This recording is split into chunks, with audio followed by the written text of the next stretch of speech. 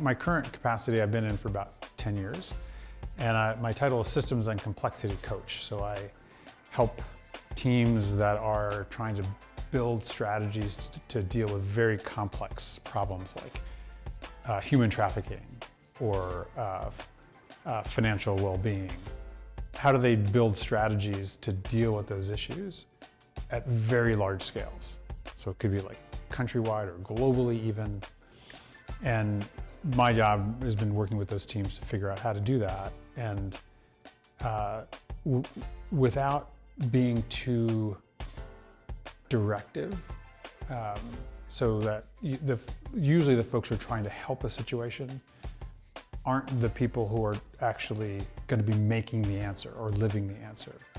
So they have to, how do you create the situation, the container, the process that these folks can use to deal with that very challenging problem, like whether it's poverty or homelessness, or I had one that works with slavery and corporate supply chains. Like, how do you deal with that globally, right? So getting the ability to think about these big challenges in ways that are not too simplistic. That's been kind of what I spent my time doing. It's a lot harder to define than people think. And certainly peace is not the absence of war or the absence of violence. I take a more expansive definition. So peace has to do with the well-being of people as individuals, people as communities, societies, and then people in relationship to their natural environment. So if you have stable relationships at all those levels that promote the well-being of all involved, both people and planet, that for me is peace. There's lots of conversation about peace and justice, like, do you have to have justice before you have peace, or do you have to have peace before you have justice? I'm like, I don't know. You know, they're both really important, and ultimately you can't have peace if there's no justice, and probably you can have no justice if there's no peace. So they kind of have to work together. There's no easy answer between those things. So I think that's part of what I think makes dealing with peace or working for peace important, is you're always trying to find out, with whatever community you're working with, how do they define peace? Because usually that's what ends up mattering the most. They have to be the ones who define it. How do they live it? How do they get there? How do they stay there if they're there? So that's the important thing. It's more of like, how do we construct a definition of peace together? I came from doing work squarely in the peace building field, and was a chunk of what I did was actually quite directly working on peace processes in different countries, working with warring parties, with leaders of armed groups or governments. Usually, always, I would say, in a kind of a back channel kind of way. So never the official like mediator for anybody or the negotiator, but helping the parties in those negotiations overcome difficulties. How do they start to talk to each other in the first place without making big concessions? How do they work through some very tough, thorny issues? I was worked on the peace process in the Democratic Republic of Congo, and they eventually did reach agreement. And you know, it's like most peace processes. Currently, there's still some violence, but they're more stable, more peaceful than they were, you know, back in the early 2000s. And I recently had tea with a former head of one of the groups who was in Washington, D.C., and he was telling me about how the contributions we made as these informal negotiators, informal mediators at various levels and at various times in that peace process, whether it was helping them develop new ideas for how to manage ethnic minorities, or how to protect minority rights, or it was communication, helping get through a communication breakdown when no one was talking to each other and no one was able to talk to each other. So there were a lot of things that we did that helped push these peace processes forward. And in most of those processes, where we were able to help parties get to a peace agreement, piece, a full piece, a real piece, didn't just materialize afterwards. So it was the process of thinking about, well, why is that?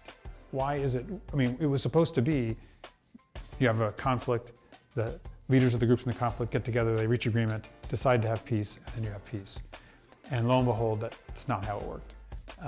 So that's really kindled my interest. What led me to looking at systems and complexity work was, certainly the complexity side explains why things that should work don't work.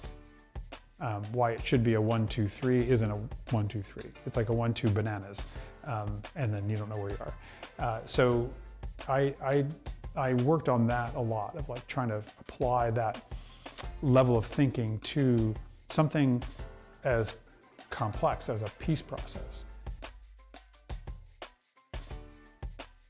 One of the things that really got me to be a believer in the systems work was, I was with a colleague, we were working on the peace process in the Congo at the time, and we were in a workshop on systems thinking, and the person leading that said, explain what a feedback loop was. So feedback loops, the ability to define them is a skill. Explain that. He then said, now apply this to something you're working on. My colleague and I did that on the peace process, which was maddeningly 1 step forward, 1 step back, 2 steps forward, 3 steps back. And we tried to understand that. And we basically did this feedback loop, which said the closer we got to a national level agreement, the more the sort of war profiteers would manipulate local conflict and set back the national peace process. So that basically said to us, by being effective at what we were doing at the national level, was actually undermining our own success.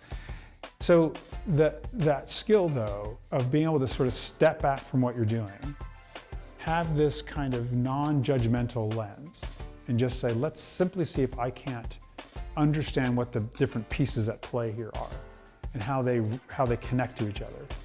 And is there a pattern? Is there something that we're seeing over and over that we can start to understand? What are the components of that pattern? And in our case, it was a very clear pattern. It just followed almost the same exact script over and over. And what we then decided to do was to actually not work on the national level peace process, but work on breaking the links between the national level war profiteers and local combatants. And that actually ended up being a very successful attack, and actually did help lead to the various warring parties all joining in a transitional government. The ability to step back from what you're doing, and there's a bit of a emotional, like you got to basically stop believing that what you're doing was right and entertain, like think of it more like a doctor would look at when they look at a patient. Like it doesn't matter if they like this person or not, like it's how can I diagnose what's going on? It's kind of that skill of being able to step back and kind of just diagnose the situation for what it is. Being open then to seeing other ways in which you can step out of whatever pattern you're stuck in. So I think those are some key things with the systems work, like how to apply that. Rather than recognizing that you're in a pattern that may not be all that helpful. So how many times have you had the same disagreement with somebody and you end up in the same place? And it's almost like if it's Tuesday, I know what's going to happen. Like we're going to have the same disagreement. So rather than having the disagreement again, like stepping back and saying, well, what is it that's going on? And looking at it not judgmentally and not in terms of who's right and who's wrong, but just simply trying to understand how it works. That's several skills, right, that people can develop in themselves. And a lot of people have the natural ability to do in lots of cases. The hard ones are when we're very involved and we're very, hooked in something. Even then, though, how do we step back? I think there's a lot of things around how to work with others in negotiation. How do you get to what are the core interests that people have, not just their positions? Like there's a lot of skills that way that people can master, and the two things really go together, because a lot of this work of stepping back and understanding the system, understanding the patterns, you can do it as an individual. It's helpful to do that with at least one other person.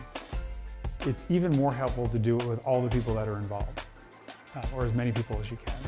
So but that takes facilitation skills. It takes negotiation skills, which I think, again, are things that people can develop.